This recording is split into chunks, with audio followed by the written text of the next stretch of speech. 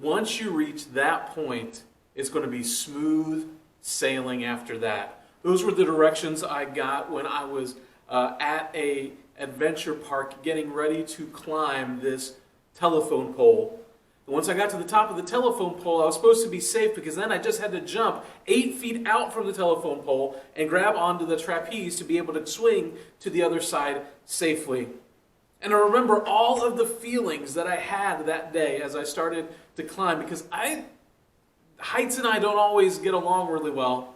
And I'm climbing up this telephone pole, and it's about 35, 40 feet up in the air, and I'm going up the rungs, and I get there. I'm just concentrating on the top the whole time. I get to the top, smooth sailing once I get there, smooth sailing when I get there. And I stand up, and there's not a platform on the top. It's just the pole. And so my feet are kind of hanging off the sides, and my legs are together. And I get there, and I stand up on top, and this thing starts to sway in the wind. And I lock up.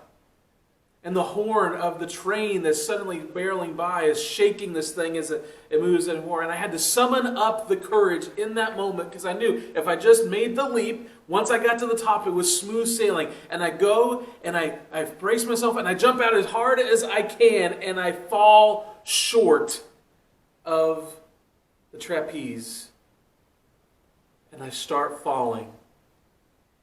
And all the promises of smooth sailing have escaped as my body starts to drop in the pool of gravity that is on it. Smooth sailing was terrible advice once I was up there. And smooth sailing is terrible advice for most of us on our journey of following Christ. We can treat it like a fairy tale. Once you pray this prayer, once you have this experience, once you come to know Jesus, then everything is guaranteed to be a happily ever after type of life. I think we do that because we enjoy those types of stories. We love the movies, at least I do. I want to watch a movie where at the end of the movie things are resolved. And it's like, I feel good because we've had resolution to the problems, to the conflicts, to the struggles that are going on. Like, I like it when the bad guys go to jail and the good guys go free. I like it when the families come back together and are reunited. I like it when the person who's stuck on the desert island finally makes it home and is reunited with their loved ones. And I think we're captivated by the spiritual equivalence of these quick resolutions.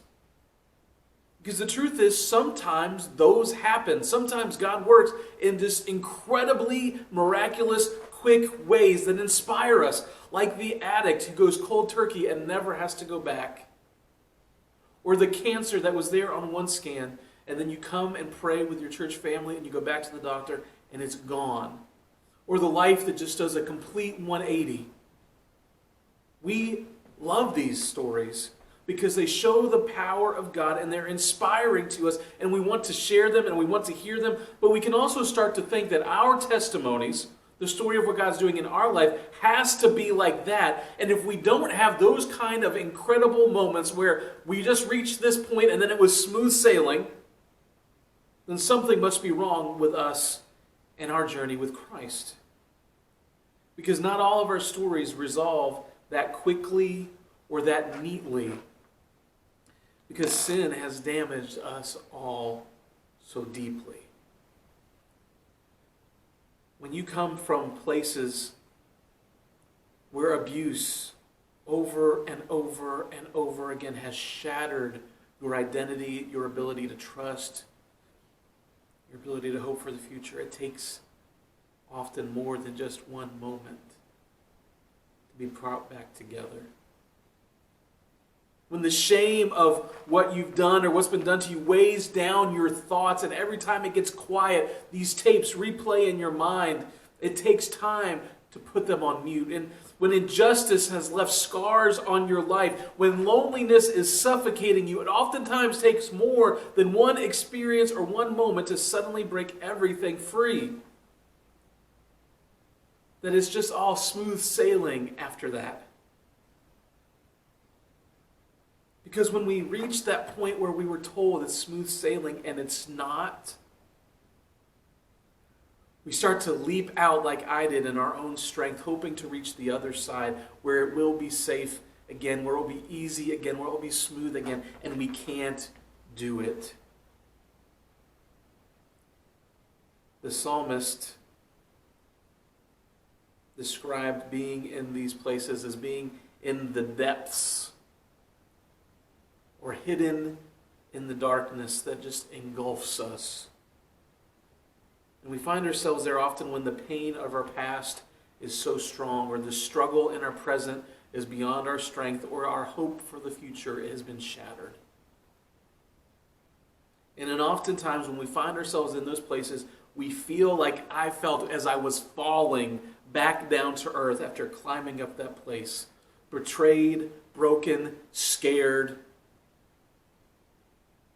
And if it's not smooth sailing when it's supposed to be, then where is the grace of God? Like, where is God at when it feels like I'm falling? If you've ever fallen before, what are you looking at when you start to fall? I'll tell you one thing. I stopped looking at the bar or the goal of what I was trying to reach, and I started to look down, and I saw how far I had to go, and then I basically was closing my eyes, or I looked inward at myself, and I'm like, please don't let me hit the ground too hard.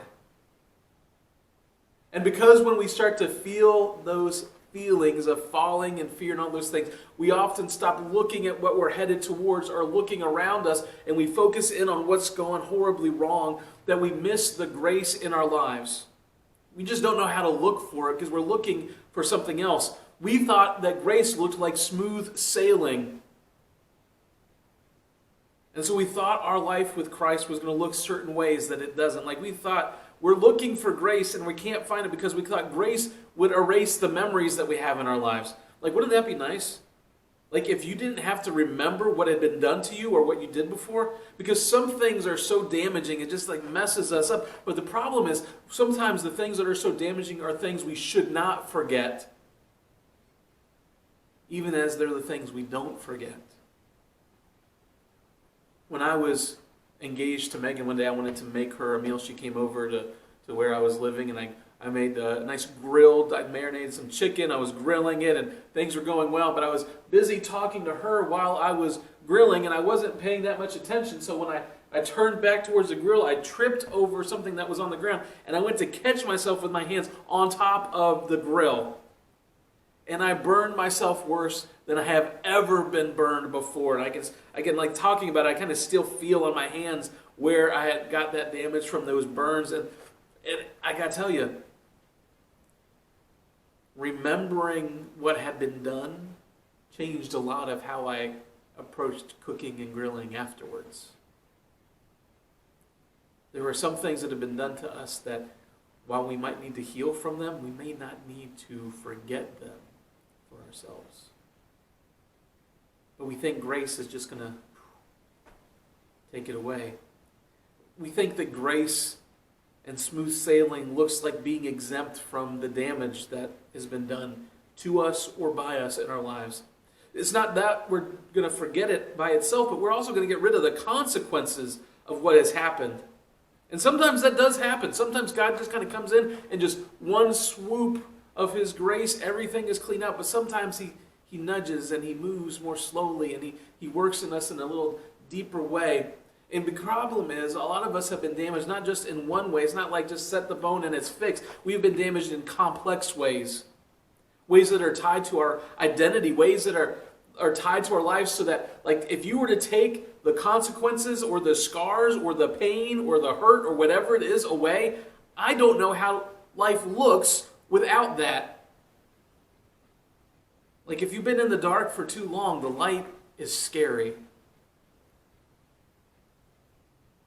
And so we wonder why smooth sailing doesn't look like that sometimes. Sometimes we think that grace would just extract the sorrow. Just suck out the poison. Things would feel good. There would be no crying, no grief. We think our life on earth is just going to be just like it is in heaven, right? And instead of doing that, God often asks us to confront our sorrow. He's not big on ignoring or pretending things are real that aren't real. So it's really no use pretending like it didn't hurt. There's really no use ignoring the sorrow that we carry when we should be acknowledging that it's there.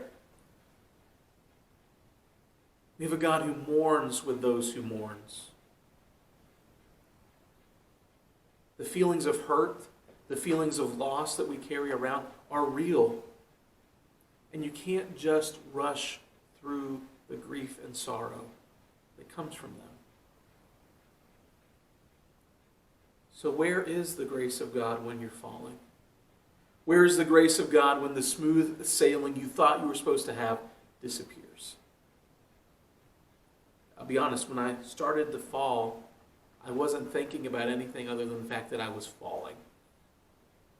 And I completely forgot that I had a harness on.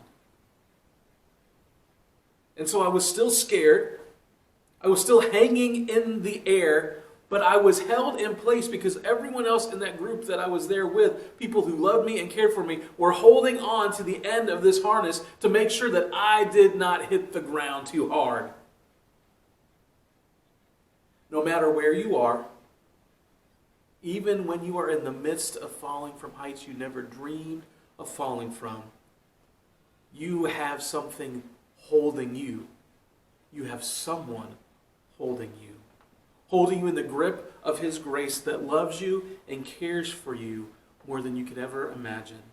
In Psalm 139, David is writing this psalm, and he says this. He says, "Where can I go from your spirit, Lord? Where can I flee from your presence? If I go up to the heavens, you are there. If I make my bed in the depths, you are there. If I rise on the wings of the dawn, if I settle on the far side of the sea, even there your hand will guide me. Your right hand will hold me fast. If I say, surely the darkness will hide me, and the light become night around me, even the darkness will be dark to you. The night will shine like the day, for darkness is as light to you." In other words, no matter where we go or what we find ourselves going through, God is there. And when He is there, His grace is there too. And He holds us in His hand. Even when we feel damaged, even when life hurts, God's grace is sufficient for us. The Apostle Paul knows the feeling of falling or being in the depths or surrounded by darkness, whatever you want to say. If you think your life has been hard, Paul wants to give you a run for your money.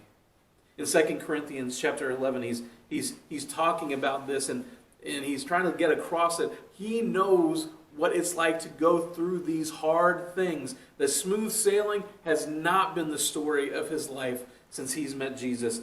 And he says these things. He says, "I have worked harder, been in prison more frequently, been flogged more severely, and have been exposed to death again and again.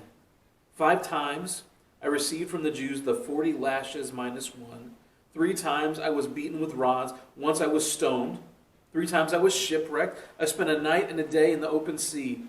I have been constantly on the move. I have been in danger from rivers, in danger from bandits, in danger from my own countrymen, in danger from the Gentiles, in danger in the city, in danger in the country, in danger at sea, and in danger from false brothers.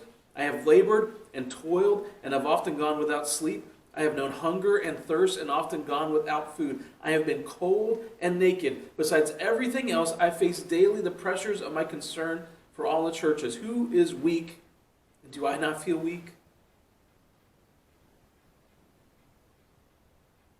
And yet, to those who feel weak like him, right after this, he shares these words. "But the Lord said to me, my grace is sufficient for you, for my power is made perfect in weakness.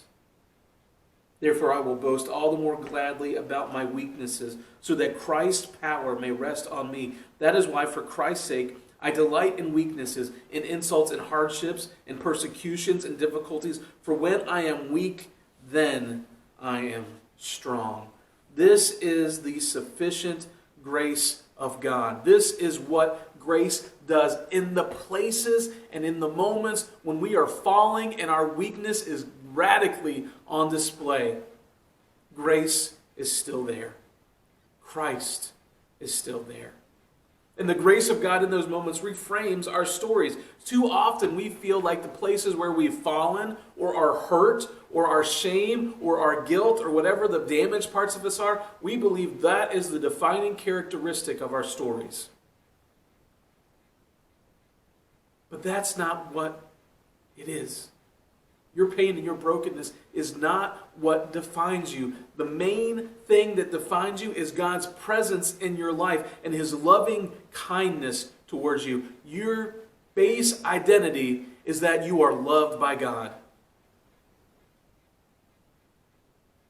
Grace is not scared of the cracks in your life. Grace uses them. His strength is made perfect through our weakness, and that is a real thing. Like, how is God going to show His strength if you can always do everything on your own, right? God is aware of the pain in your life, and oftentimes when He makes you aware of pain, that pain will lead you to a passion, to a purpose, to a calling of compassion. Our friend Kelly, when he went to visit his now wife in the Philippines and was walking the streets and saw the girls that were working on those streets and in those bars against their will, when that pain hit him, it gave him a purpose for his life, that he's now there rescuing them full time. Oftentimes, through our weaknesses, our character gets shaped. We learn things like patience. We learn things like humility. And people will see Jesus in you through the cracks in your life. You might impress people with your strengths, but you connect with them through your weaknesses. And grace will deepen intimacy in the places where you feel the weakest.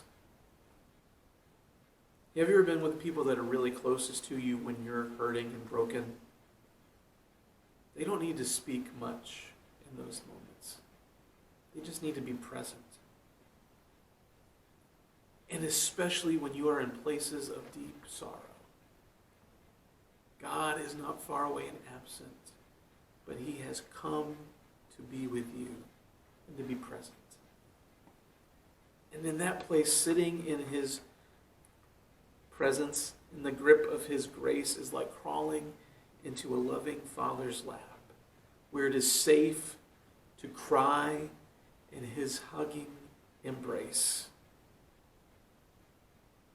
And you realize in the grip of grace in that moment that you are dependent on Him. On those days when the pain is so bad that on your own you couldn't get out of bed, His grace is sufficient to get you moving. On the days when you don't know if you can walk back into that room, His grace is sufficient to help you. He is with you, even in the place where you feel like you're falling. And the testimony of your life, when things haven't always been smooth sailing, is not disqualified.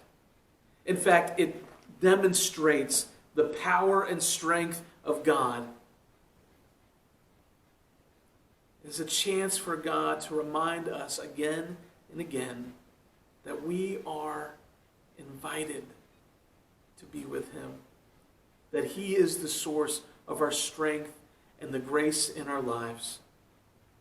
As Dr. Busick puts it, sufficient grace is the Lord's way of saying, when you come to the end of your human strength, I will give you my supernatural strength. When your energy runs out, my energy will be made alive in you. And when you cannot go any further, I will pick you up and carry you. Rest in my arms for a while. And I believe that for some of us, we've been so busy trying to stop ourselves from falling. We've been so confused when things haven't been smooth sailing that we've wondered where God is, and we have missed that His grace has been inviting us to come and rest in his arms for a while. Do you need that sufficient grace today? That he is holding you in the midst of all of the struggle and the pain and the sorrow, and inviting you to just be held in the grip of his grace today. Father, may these words be true for us. My grace is sufficient for you, for my power is made perfect in weakness. Lord, there's so many places in our lives where we feel weak and broken and pushed down and struggling, and it can be like we've been in the depths or surrounded by darkness, and even there, we are not far from you. But you come and invite us to sit with you, to be held in the grip of your sufficient sustaining grace, and to know what it is like to let your strength work through the places where we are the most broken. God, I pray that you would help us to find rest there, comfort there, and find our strength in you instead of always trying to keep it within ourselves. And that even in the places where things are far from smooth sailing, we would know that you have not abandoned us or left us, but you are actively and mightily at work within our lives and through our lives, that we might be closer to you and who you've called us to be than we were before. Thank you for the invitation to rest in your arms.